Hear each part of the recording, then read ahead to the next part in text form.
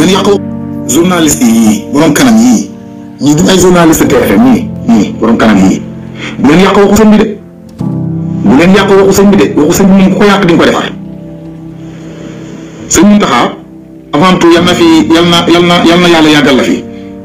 yàlla aar la yal na yàlla sàmm la yal na yàlla ñoddi fan yi yàlla fi loolu mbàkk bàll boo mënta aar Sénégal lépp it aaral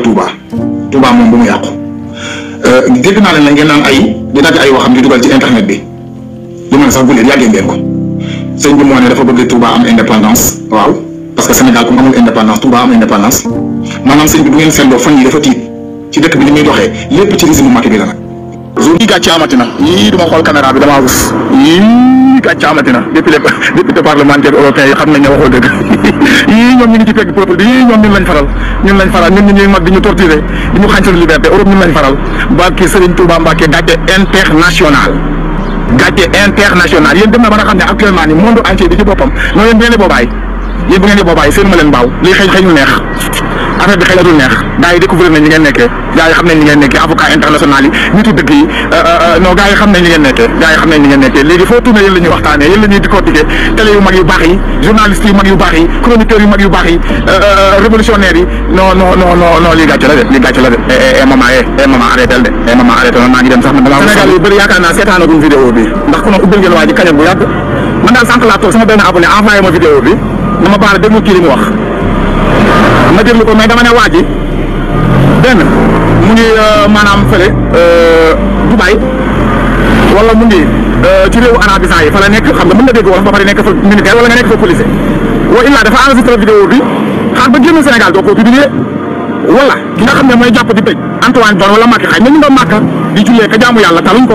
am na daal loo xam ne man comprendre ma ko parce que nga nekk Sénégal ñemee filmé ay oto yu policier Sénégal di wane li ñuy wax fi ñàkkul ndox di wax yenn teeru dëgg yi te ba léegi demaguloo gàddu sa saag yi yëpp bëgguñu la yow moom tôt ou tard na la leen dañ lay ubbil kañam waaye nag tey boo ko waxoon Europe wane li fi lëndëm je t'aime. kii moom lan mooy problème am ba nekk ci internet bi rek naan Wally moo ma xamal góor Wally moo ma xamal jigéen Wally moo ma xamal yàlla Wally moo ma may million moo ma may milliard moo ma yóbbu France moo ma woon sama yaay moo ma woon sama doom moom dëkk baa ngi lakk naka tey la nit ñi dem màkk di jàmm ji yàlla Ousmane Sonko nga nar a tabaskee këram xar seer na soble yokku na moom mu ne ci internet bi rek moom lépp jàpp na ne àdduna bi lépp ça tourne autour de millions et de milliards kenn mën ñu baax ñu valeur bi ngeen wax ne moom ñoo ko def ci moom ñoo ko yar leen ko woon vidéo bi nag ay saytaan ngeen te moom ma xam dafa rëy Wally moom ma def lii Wally moom ma def lee tey ma xale kii suba ma xaskale moom jeunesse bi au lieu que ma woon leen ay valeur naka la ñuy nekk ay entrepreneur naka la ñuy liggéeyee naka la ñuy gëmee seen bopp moom déedéet diw moo ma may diw moo ma def li ma doon non omoro man daal man je ne sais pas man yaa ma xamal góor yaa ma xamal jigéen yaa ma def ni ma mel vraiment Sénégal ñu gaspillage baara xanaa 300 000 Antoine ñu jotagoo ci ankay waaye mënuñ cee wax xam nga lu tax parce que 300 000 dara leeraguñu ci ku génn def naa numéro privé woo na ma dig nañ ma dégg naa confirmation bu leer kenn génneeku ko ci 300 000 yi am na wala amul ak lu mën taxew ñun patriotes yi ñun moom suñu leader dañ koo tëj moom amul lu mu joxe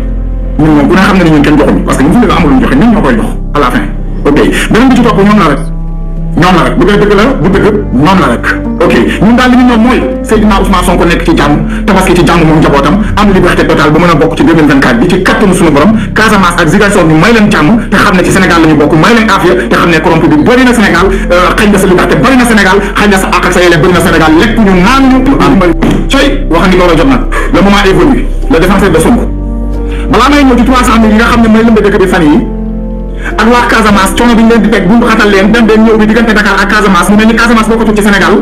damay njëkk a ñëw ngeen fàttali ma turu wéykat bala mu waxoon